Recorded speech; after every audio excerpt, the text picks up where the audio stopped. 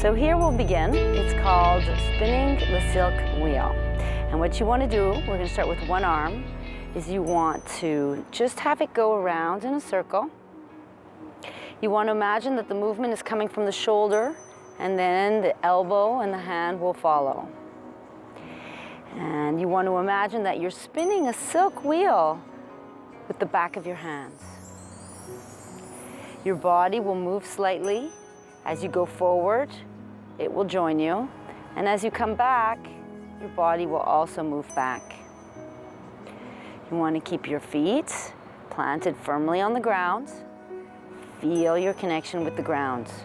The movement is coming from the waist and your shoulder. And you want to feel your shoulder rotating in the socket. In the beginning, it might rise up. You can do this in front of a mirror. So watch your shoulder to make sure to keep it down. Now let's do the other side. Once again, spin the wheel.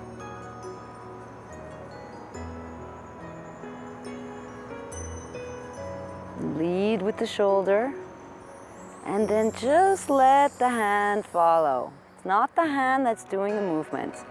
It's coming from the shoulder. Elbow and hand, they follow, and the waist turns to follow the movement. You want to do about 10 on each side. You can do more if you like. The longer you do it, the stronger you will get. But don't force yourself too much on the first day. Then you'll be in too much pain to do any more the next day. So once you've completed around 10, now what you want to do is you want to do both hands. So you're going to have one hand and then the other. And your body follows.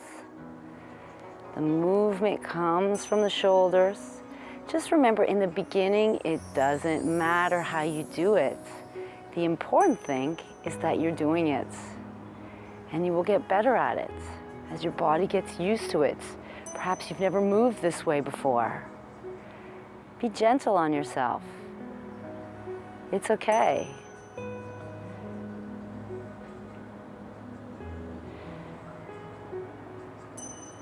So once you've done around 10, spinning the silk wheel,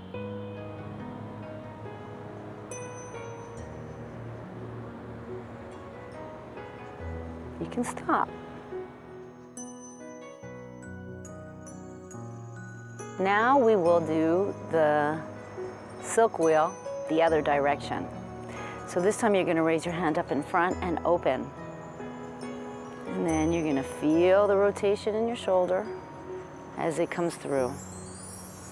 You want to feel the shoulder pulling your arm back and then pulling your arm through. Don't forget to rotate at the waist with your feet planted solid on the ground. And you want to have a check in the mirror in the beginning to make sure your shoulder isn't going up.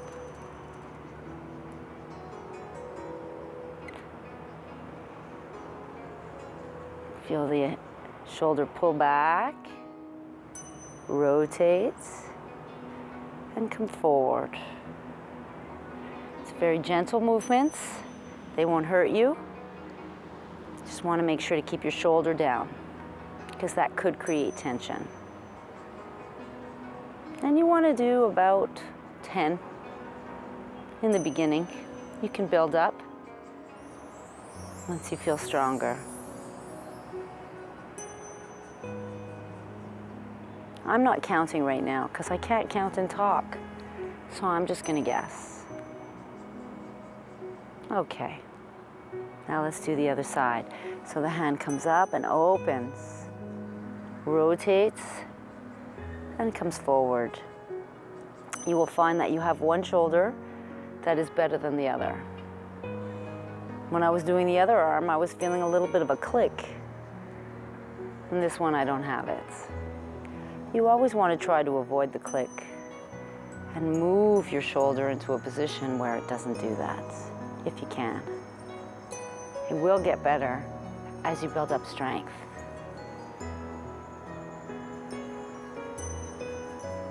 Rotate the shoulder, come back around.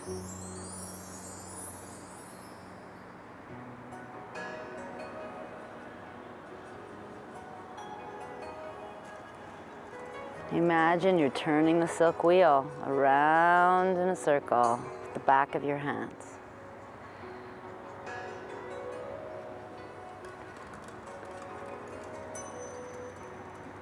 Okay, now we have to do both together. That's the challenge.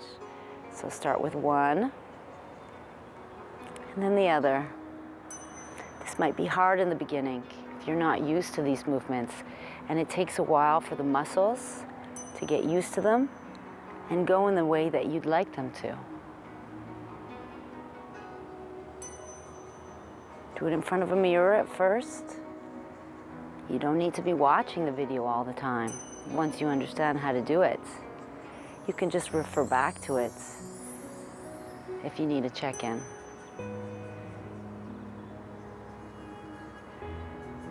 These are great movements that you can do when you're feeling you're in a little bit of pain at work.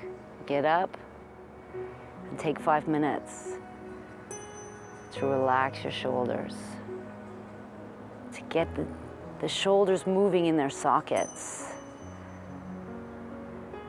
And if you get really good at it, it's also really helpful if you dance Latin dancing.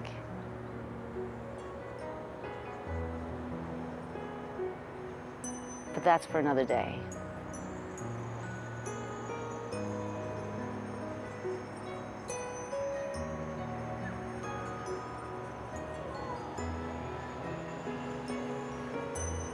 When you've done about 10,